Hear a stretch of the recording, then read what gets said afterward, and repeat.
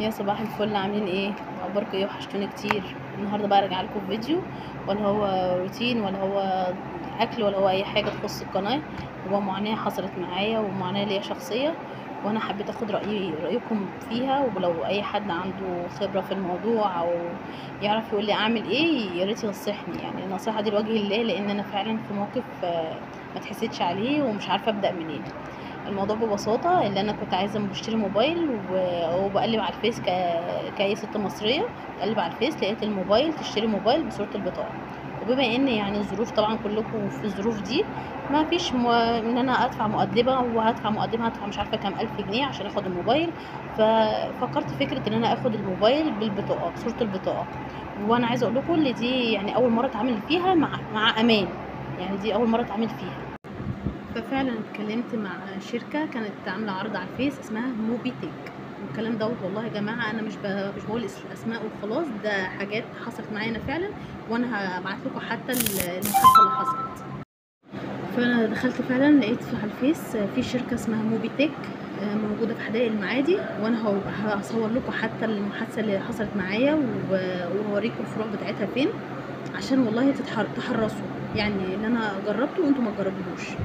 المهم انا كلمتهم وانا عايزه اشتري موبايل. قالت لي تحت امرك يا فندم. انا ما كنتش عارفه طبعا انا بكلم راجل ولا واحده. تحت امرك يا فندم، حضرتك الطلب بتاعك بعت لنا صوره البطاقه ويا ريت مفردات مرتب والكلام اللي بتحبوه ده. فانا طبعا مش معايا وقت في الوقت دوت مفردات مرتب، فقلت لها طب انا معايا البطاقه. قالت لي البطاقه مظبوط فيها الشغل بتاعك؟ قلت لها اه.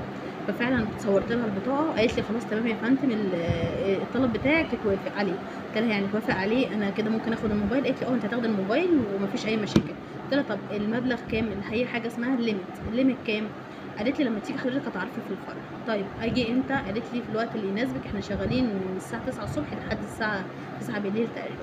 فعلا خدت يوم ورحت اتواجدت في المكتب اللي هو في حدائق المعادي، ورحت هناك عشان خاطر اشتري الموبايل. الدنيا كان كل ده تمام معايا، مفيش اي مشاكل. ولحد ما استلمت الموبايل وانا هناك في الفرع مفيش اي مشاكل معايا حصلت. المندوب جه، يعني اللي كان فيه 2 موظفين موجودين في قلب المحل. استني يا مدام شويه، في واحد هيجي من امان.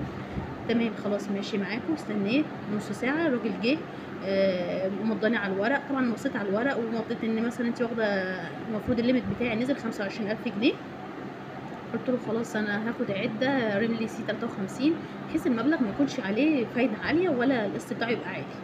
المهم قال لي خلاص تمام، الليميت بتاعك بقيه المبلغ هيفضل في حسابك. حضرتك هتشتري حاجه؟ قلت لها لا انا مش هشتري حاجه تاني، خلاص هو كده تمام. والليميت بتاعي دوت فضل موجود عندهم في الحساب. انا يا جماعه اقسم بالله انا اول مره اتعامل في الموضوع. وهو يعني بيقول لك ايه، الغريب اعمى لو كان بصير، دي حقيقه فعلا. فانا فعلا قلت له خلاص انا مش هاخد حاجه تاني وخلاص على كده. تمام الحمد لله استلمت العده ومشيت.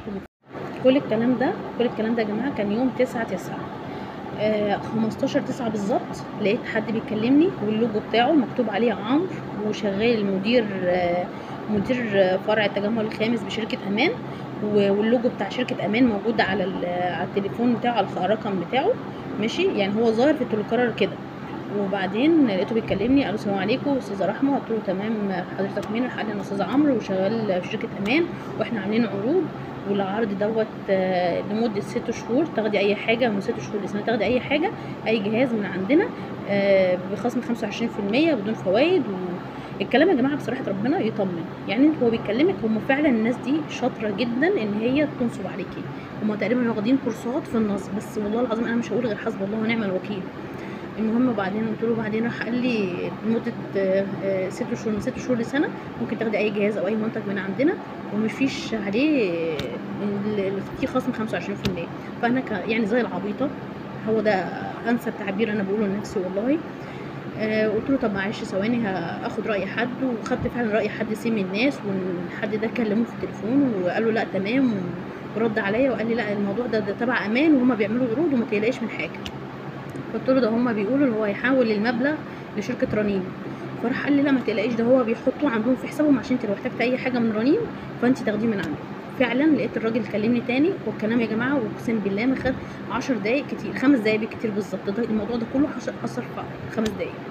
لقيت استاذ عمرو دوت او سين من الناس اللي هو استاذ النصاب دوت راح كلمني تاني قال لي يا فندم احنا دلوقتي هنبعت لك رقم يا ريت تبعته لنا. فانا زي الغبيه، هو ده بقول لكم والله ده انسب تعبير ليا، زي الغبيه بالظبط.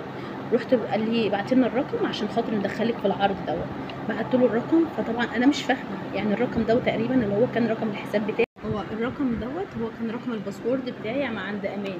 بس انا مش عارفه هو الراجل ده جاب بياناتي منين وجاب رقم تليفوني منين وجاب اسمي رباعي منين، انا مش فاهمه. يعني المفروض المعلومات دي بتكون سريه عند امان. الراجل ده لما كلمني قال لي رقم تليفوني، هو كده كده بيكلمني على رقم تليفوني وماشي اوكي، بيكلمني عارف اسم رباعي وعارف رقم بطاقتي. يعني انت جبت الحاجات دي منين؟ لقيته بقى وانا بتكلم معاه فعلا لقيت تم تحويل مبلغ 16000 يعني 17000 جنيه موجود في الحساب. فطبعا انا بقول له المبلغ اتحول لحل ما هو موجود في حسابك في رنين. فلما بقول له المبلغ اتحول لحل هو موجود كده في حسابك عند رنين وما تقلقيش، فانا قفلت معاه وخلاص. بس انا يا جماعه اقسم بالله انا من ساعه ما الموضوع ده حصل معايا وانا حاسه ان في حاجه غلط في الموضوع. ما تعرفيش، هو قدر، هو قضاء ربنا في الاول وفي الاخر، وهو ده نصيب. وانا الحمد لله مش معترضه. انا بقول الفلوس دي كانت ممكن تيجي تصرف على عيالي، تصرف على اي حاجه، فالحمد لله على كل حال. بس انا المهم، وبعدين مش هطول معاكم في الكلام. بعدين المفروض ان انا ميعاد القسط بتاعي يوم 5/10، بدفع القسط بتاعي 480 جنيه. راح ادفع فلوس، محمد خد الفلوس، محمد جوزي خد الفلوس راح يدفعها، لقى 1062 1600 جنيه عشان خاطر يدفعوا عليه. طب ليه يا جماعه 1600 جنيه ليه؟ ده هو الموضوع كله تليفون. قالوا لا يا فندم انت واخد حاجتين، انت عامل معاملتين. طبعا جه في البيت فبيقول لي ده بيقول لك 1600 جنيه. قلت له ازاي؟ ده احنا كل الموضوع 480 جنيه. طبعا نكلم امان بيقول لك لا انت عملتي معاملتين. طب يا جماعه معاملتين ليه؟ يقول لا انت سحبتي 2. طب سحبت منين؟ قال لي انت سحبتي يا فندم من رنين. اكلم رنين طبعا ما بيردوش، وفين وفين لما ربنا كرمنا وردوا وقال لك لا دي معلومات سريه. طب يا جماعه مين اللي سحب؟ طب انا سحبت ازاي؟ طب انا ما جيتش عندكم الفرع واستلمت حاجه. يقول لك لا يا فندم دي معلومات سريه ما نقدرش نتكلم بيها. عايزه بقى تطلعيها لازم تعمل فيها قضيه وتخش في موضوع المحاكم والمحاميين. يعني انا دلوقتي كده المفروض ان انا امشي في اجراءات المحاميين وارفع قضيه واشوف الدنيا دي هتمشي ازاي، وفي نفس الوقت برضو ادفع القسط اللي هو المفروض 1600 جنيه. طب انا خدت الايه عشان ادفع 1600 جنيه؟ ولا انا عملت ايه اصلا؟ الله اعلم. هو كل اللي انا هقدر اقوله حسبنا الله ونعم الوكيل، لان انا اتظلمت وربنا اكيد مع المظلوم. انا مش زعلانه والله يا جماعه على الفلوس، انا كل اللي مزعلني اللي انا اتحطيت في موقف انا انا اول مره اتحط فيه، واول مره طبعا هخش اسم، واول مره اروح اعمل محضر، اول مره اتحط في الموضوع ده كله. فانتوا يا جماعه لو حد يعرف مثلا انا ممكن ابدا منين، ولا اروح فين، ولا الدنيا تمشي معايا ازاي، او حد عنده طريقه اتعامل بيها مع الموضوع دوت، يا ريت يقول لي. ويا ريت يقولوا لي مثلا هتعامل ازاي مع امان، واتعامل ازاي مع الناس دي. يا جماعه الناس دي انا كلمت حد في امان بيقول لي لا دي بياناتك خرجت ازاي؟ بقول له بياناتي انا خرجت ازاي؟ قال لي بياناتك يا فندم دي شبكه، يعني ممكن اي حد يخش فيها. يعني انت رايح عند حاجه اسمها امان وانت مش في امان اصلا، انت ممكن اي حد يخش يهكر في امان وياخد بياناتك عادي ويتعامل هو. يا جماعه خدوا بالكم بالله عليكم، والله العظيم النصب بقى علني. هو تقريبا اللي عمل معايا كده ممكن يكون موظف في امان وانا ما اعرفش، لان انا مش واخده بطايق كل واحد فيهم. انا رايحه بديله بطاقتك ومأمناك ومديك معلومات عني ومعلومات عن كل حاجه معايا، وانت بتستغلها. ولما تيجي تكلمي الفرعيه بتاع موبيتك بكلمه راح قال لي يا فندم ده في حد كذا اشتكى من الموضوع ده. طب ليه ليه حسب الله ونعم الوكيل؟ حسب الله ونعم الوكيل. انا مش هقول غير حسب الله ونعم الوكيل، ومش عايزه منكم غير دعواتكم. ولو حد عنده اي فكره يقول لي عليها انا اعملها. اعتبروني اختكم، وبقول لكم لو حد عنده اي طريقه انا اخرج بيها من الدنيا في ده يا ريت يقول لي. مش هقول لكم غير ادعوا لي.